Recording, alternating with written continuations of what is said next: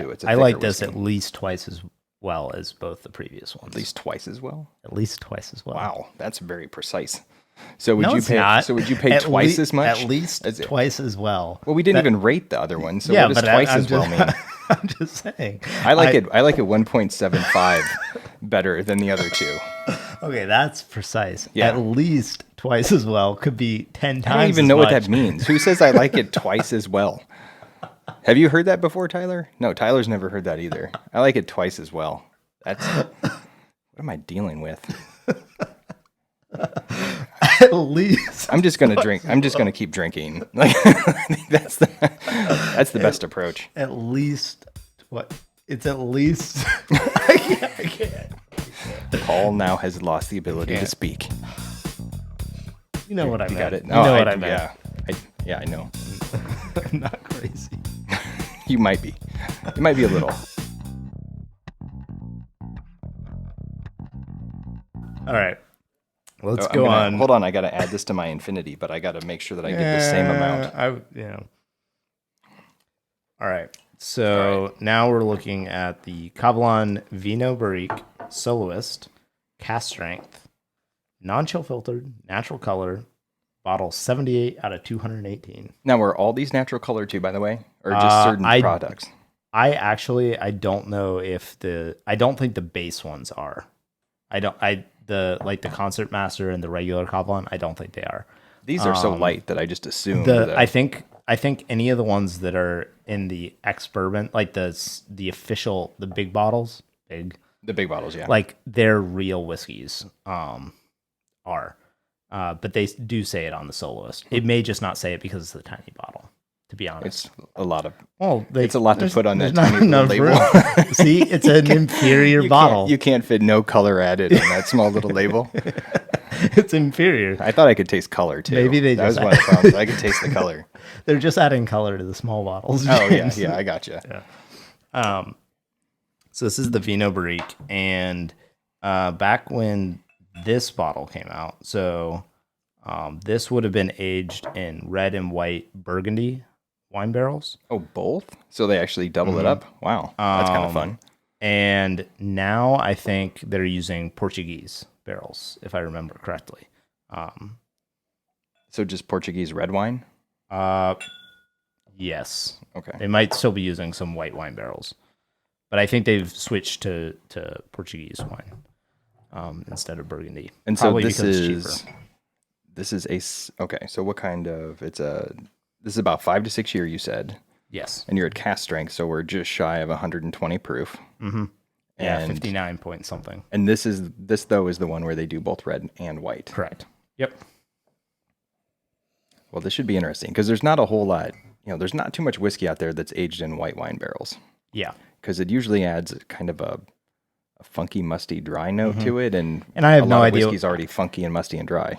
Yeah, I have no idea what what that finishing time is Or what order. Right. Yeah. Yeah. It might have just been dipped in a white wine barrel for a little bit, and maybe they moved away from the white wine because they decided they kind of didn't like that as much as just the red wine. Or it was just more expensive. Who knows? Right. And we talked that one time too. There's a lot of places that make their own red wine just to use the barrel, and so you just kind of make a cheap red wine and just to kind of condition your barrel beforehand. So who knows? Yeah, to me, I absolutely love the nose on this. It's just kind of exotic smelling. This one's hard for me to put tasting notes to because it's not, there's a lot of the aromas that aren't particularly in my wheelhouse of flavors that I typically, deal with. I still get a lot of citrus on this. There's a lot of lemony, orangey type of note. I think the last time I drank this, I called it kiwi. Like there's, I can see that, yeah. To me, it's very lemony for some reason or another. I like the nose on this one at least twice as much as I like the nose on the other ones. It's a pretty interesting. Like I haven't tried it yet. There's also a little bit of a grapiness to it, or like a raisiny note to it that I'm assuming is coming from the red wine. But this is one of those, like, every once in a while you run into a whiskey and you smell it and you're like, I have no idea really what that is. And I sort of feel like that about this one. There's a lot of different things going on, so it's sort of hard to pick out specific profiles. Yeah, I would have to sit here for a long time to actually figure out. But the flavor on this holy is crap. unbelievable. That's really good. Yeah. Wow. Yeah, that's probably one of my favorite bottles that I That own. is a really, really well-balanced whiskey. It's not overly sweet. It's hot, but it doesn't like completely blow out your palate. I wouldn't guess that this was almost 120 proof either. I'd probably guess about 110, 115. Yeah. No, and that's what I really like about the soloist line is the whiskey. They have so much weight to them from that high proof, but whatever their cask selection is, they're just picking really good barrels. That has to be what it is. In addition to the fact that it ages kind of quickly there, but you know, I hear a lot of people talk about Texas whiskeys, and we'll have to do an episode on Texas whiskeys because I haven't had any. But you know, people talk about how it's so hot there that it over extracts the wood. But I feel like in Taiwan they don't quite have that issue. And I think because of the high humidity, because they're in like literally a jungle. But it gets colder there too, right? It does than get cold. It does get cold. Than in a lot of regions in Texas. Yeah. But I think because of that high humidity, that it also changes the way the alcohol versus the water evaporation through the barrel, you know? And these are relatively young too. I mean, I wouldn't want to leave this in a barrel too much longer because it's already got a lot of body to it and it's pretty heavy. What I would be really interested to see, because I think this is in first fill barrels. I would be really interested to see them do this whiskey 5 years like this and then put into a second fill or third fill barrel for just a couple extra Just let years. it mellow for a while and see what happens. Yeah. So you're not getting, because I think if you had any more red wine flavor in this, it would be way overpowering. Like it's like perfect where it is in terms of it just hits you like with a fruit punch, you know, jam, succulent fruits, you know, cooked, like extracted. That damn light. Holy. Dude, that light's never made it over 40 minutes, I don't think. If it's plugged in, maybe it overheats. Maybe that's what it is. If it's plugged in, it flickers. And if it's not plugged in, watch, it'll start flickering. No, we're Maybe good. not. We're good. Okay.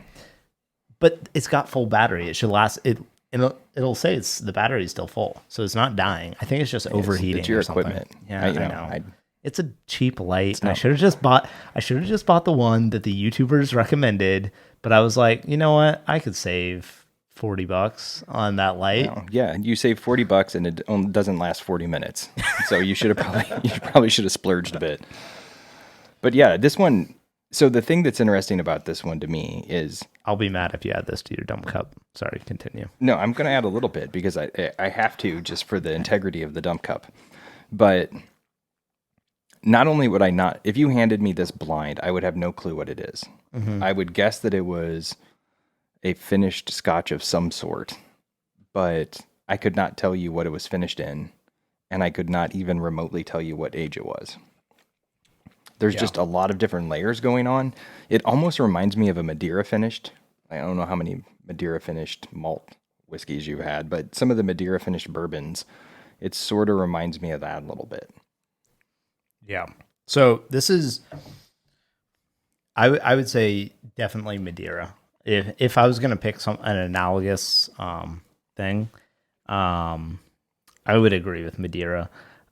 Because it's a little more exotic than just a standard port or sherry finish. And it tastes fortified. There's something about it that feels fortified. Yeah. I absolutely adore this whiskey, which is why really good. I've barely drank it because I just don't want to run out. And I haven't found anywhere to buy it in the States. This one stateside is going to cost you about $300. Yeah, that's rough. To get it, because you're going to have to get it imported, shipped in from somewhere. Yeah, because if you were going to ask me the same question as the others, I probably would have said 150 to 200 range. I'd be pretty comfortable. Mm-hmm. But anything over 200 for me, it better sing. It just has to be a fantastic bottle. And this certainly is good, but I think again, and I will stand by this, the thing that young whiskeys always cannot stand up to is the finish. This to me, as good as like I could just sit and smell this for a long time because it's got so much going on. It's such an exotic aroma.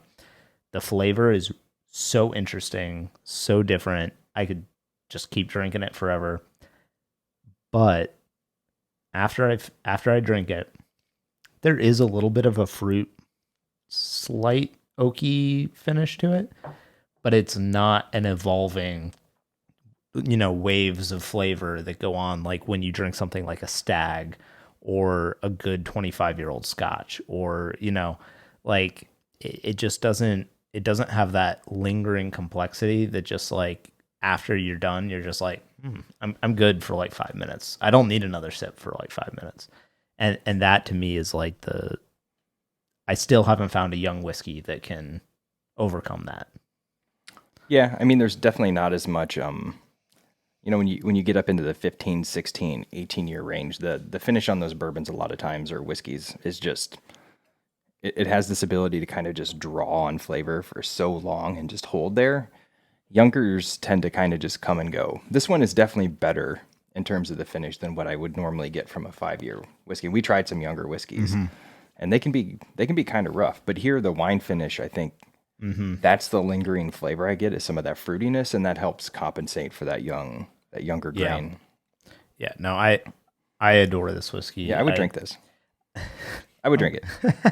I would drink it. Glowing recommendation from Dr. Whiskey. I don't know if I would pay $300 for it. Like, but as much as I like it, that's a tough call. Again, when I picked where I bought it at the distillery for $125. That I would pay. Yeah. Like in a heartbeat. Not even a question. Yeah. And I'm totally happy with that. So let's go on to the final one here. Ooh. This is the Kavalan Fino, which comes in this fancy gold label. It comes in a wooden box with gold inlay. I'm a sucker for wooden boxes, by the way. Yeah, no, I'll buy pretty much anything in a wooden box. Yeah. At least when I purchased this was the most expensive whiskey that they sold. So it probably was $200 there. Ooh, and probably like 400, 500 here. Yeah. And I think a big part of that is that the Fino barrels are very expensive. Fino is just a specific type of sherry. And it's a little, so what made you want to kind of hefty pour? Oh, I think I can deal with it. Yeah. So what made you want to buy this one when you tried it at the distillery? What made me want to buy it was, besides the fact that it's just rare, but I mean, what specifically about the like flavor profile, or really jumped out at you? I've never found another whiskey that's finished in Fino sherry barriques. Yeah. Yeah, I don't. Every single I Scotch wouldn't is of bourbon and rye. Yeah. But every single Scotch is in Oloroso or Pedro Jimenez. Right. I mean, every now and then you might get something a little different, but I have not saying there aren't, but I haven't seen another whiskey finished in a Fino sherry. And do you know what the difference is? I'm kind of sherry stupid, so I don't really know what the difference is between Fino and the others. When I worked at Dorn's, I could have told you. Like, so you forgot in the last like 3 to 4 years? Yes. You got so much engineering up there that you've forgotten what Fino sherry is?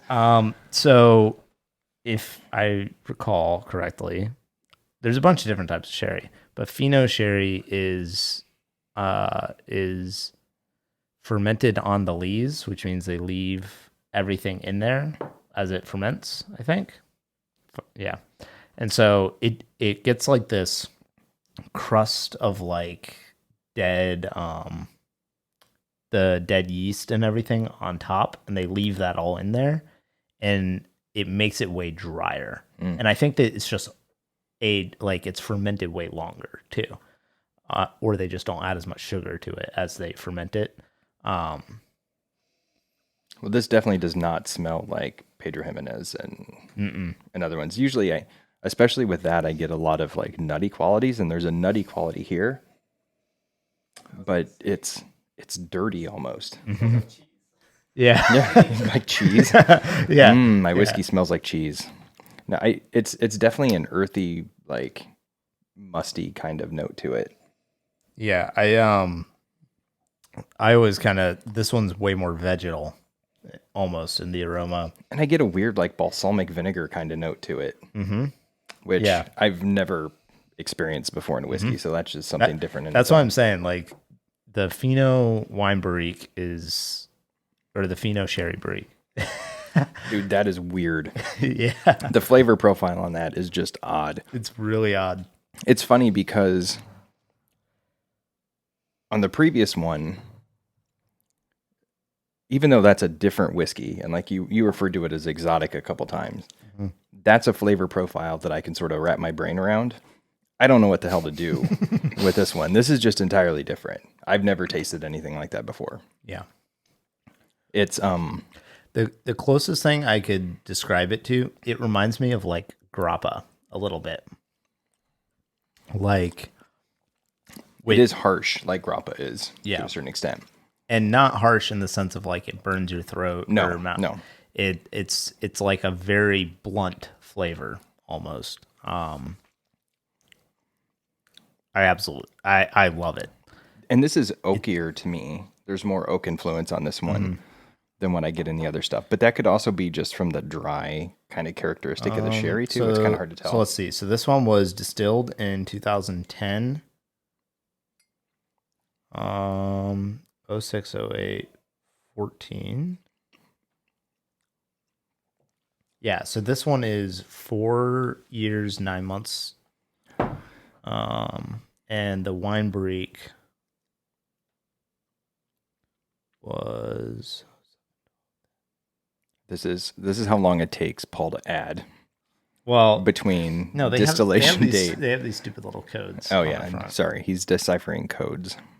And this one is 4 years, almost exactly. So. Okay. It would be hard to explain unless people were trying this, the difference between these two products.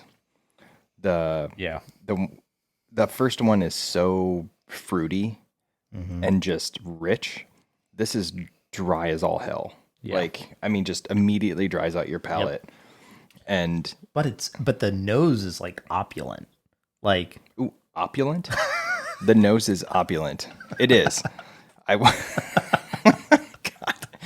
Yeah. He doesn't remember what Fino sherry is, but he remembers opulent. Okay, opulent's a common term. Yeah, yeah.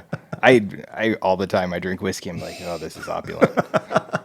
It's a very common profile for me. That's because you're drinking like Jack and Coke, with your freaking American whiskey. Well, you could use opulent for a Jack and Coke. I'm going to throw it out there from now on. But this one is just, it almost tricks you into thinking that there's more oak on it than what there is. Mm-hmm. Because to me, you'll hear me over and over again on here say it's oaky, it's oaky, it's oaky. There's two ways that you can get oak. You can get very obvious oak, like it tastes like you're licking a barrel. But you can also get this dry, tannic feeling that sort of just dries out your palate. And this dries out your palate. And so it sort of tricks my brain into thinking that this is a much older whiskey than what it is because it tastes oaky to me.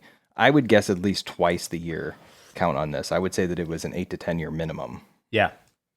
And if you give it a good old Taiwanese chew, yep. It really, I love these two whiskeys so much. Like, if they're so expensive, I rarely drink them because they're extremely rich. Like, both of these are, I only poured a third of a glass of each, and I'll probably have trouble finishing both of them because you can pour them into my infinity cup. I'm good. I'll finish them. All right. Okay. I'm not gonna have that much trouble, James. But I'm just saying, like, you could not drink this every night. I couldn't. It's way too. I could make myself do it. I could force myself. But you're right. I almost want both of them after dinner. Yeah. Like I want it as something that sort of rounds out the night. Or I want like a fancy smoking robe and a cigar and like a man room somewhere where I can go and just opulent enjoy it. Yes. Robe. Yes. Yeah. And just enjoy it. And just also, what's the difference between a man robe and a woman robe? I said a man room. Oh, man room. Yeah. I thought you said robe. No. I'm pretty sure robes are like the definition of a gender neutral apparel. No, I didn't want a man robe. I just wanted a man room. Like a man robe. Yeah. I have a room now in my house, by the way, that I can set by myself. We moved the guinea pigs out of it. Oh, nice. So it's just my own room. So I'm going to try that. I'm going to take a little bit of this home. I don't have a robe, but I'll try one. I'll buy one, and I'll just sit there and drink this. These are good. So I'm going to put you on the spot here. So first of all, which one out of these Vino, two do you prefer? Do you have any of the Vino left? I do. You just go back and smell it. It's got like a little smokier quality to it. It's almost mapley too. It's amazing. Yeah, exactly. So which one out of these two, or these last two, do you like the best? Man. All right. The better whiskey, No. I think, is the Vino. The one I would be more excited to share with somebody who like drinks a lot of whiskey is the Fino. See, I thought you were going to say the opposite. As soon as you said the better whiskey is, I thought you were going to say Fino. No, I just think the Fino, so it's hard. The Fino to me does have a better finish than it's got a longer finish to it. And it does have, it's just a little less balanced in my opinion though, because the Fino is so off the wall that I feel like it's way more going to be hit or miss of whether or not people enjoy it.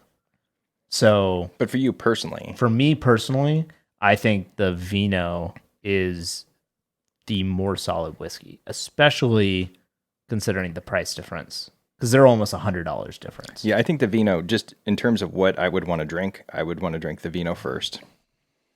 The Fino second. And the Fino reminds me of that oddball bottle you have sitting on your shelf, and you're like, hey, try this. It's super weird. Instead of it being super weird and shitty, it's like super weird. It's super weird and awesome and expensive. And then after that, I'd probably go the bourbon cask and probably to the Concert Master, and then the Vino to me also, like, as it opens up more, and now coming off the dryness of the Fino, has like a little more of a chocolatey character, and I like that whiskey. I freaking love it. I love them both for very different reasons, so it's hard to pick between.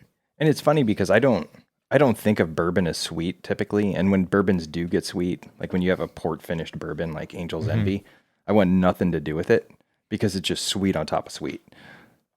But these two, I definitely prefer the sweeter one. And the Vino is sweet by comparison, but I wouldn't overall call it a sweet whiskey.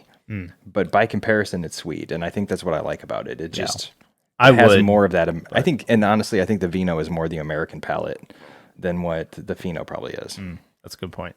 You're also probably more likely to be able to get a bottle of the Vino. Sweet, I'm in. Than the Fino. I'm in. All right, if you can get it for me for $300. Crap. Okay, how about 120? Can I do 120? Just hop on a flight, a 23-hour flight to Taiwan. My buddy was going to get married in Taiwan this past year, and then COVID shut everything down, and I was totally planning to visit there. Absolutely go. So maybe we'll just go anyway, and I'll just smuggle some bottles back. I would go again. It's really cool. I didn't invite you. Oh, I was going to go by myself. Paul just invites himself. Well, that's unfortunate. on my vacation. He's like, "Oh yeah, I'll go."